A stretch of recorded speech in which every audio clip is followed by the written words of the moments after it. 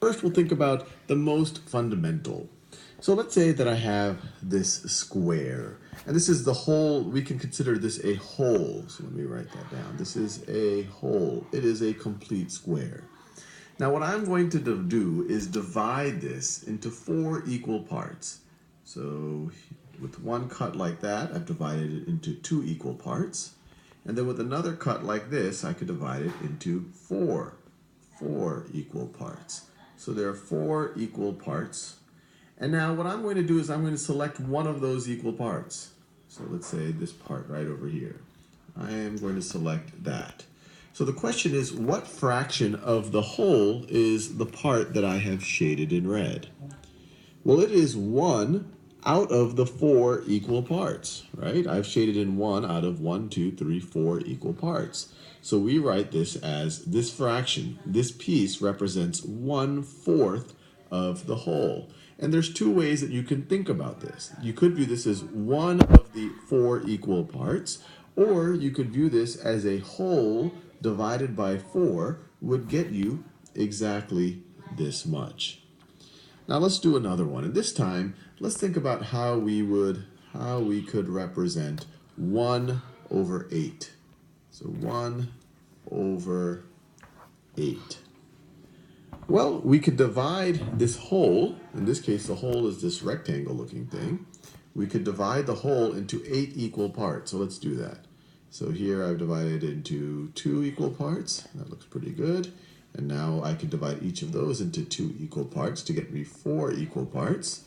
And then if I were to divide each of those into 2 equal parts, I will have 8 equal parts. And it's not exact, obviously I've drawn it by hand, but hopefully this gets you a sense. So now I have 8 equal parts, and now I'm going to select exactly one of them, and that'll represent 1/8. And I could select any one of these, but I'll just do this one to show you it does not have to be necessarily the first one. So once again, this square right over here that I'm shading in red represents 1/8 of the whole. Now let's look at a few more examples where I've shaded them in ahead of time. And what I want you to do right now is pause the video and either in your head or on a piece of paper, write down, if you consider this purple thing the whole, what fraction does this red part represent? If you consider this blue part the whole, what fraction does this red part represent? If you view this yellow triangle as a whole, what fraction does this red part represent? And so I encourage you to pause the video now. Well, let's look at each of these.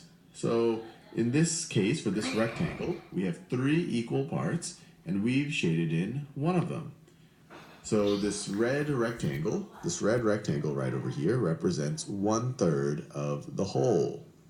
Now over here, in this kind of pie looking thing, this circle looking thing, we have 1, 2, 3, 4, 5 equal parts. 5 equal parts, and we have shaded in one of those 5 equal parts. So this little slice of the pie, this represents 1/5. This right over here is 1/5 of the entire fraction, or of the entire pie.